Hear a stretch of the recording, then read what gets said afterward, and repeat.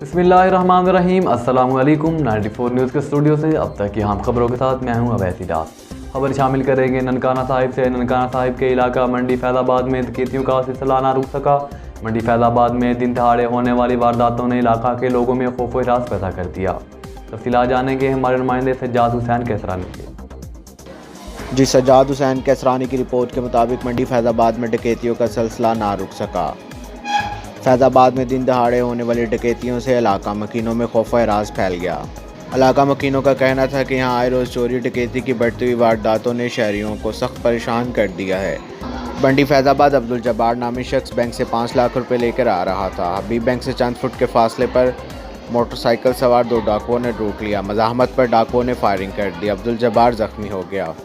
मौका वारदात की CCTV फुटेज 94 न्यूज़ ने हासिल कर ली है।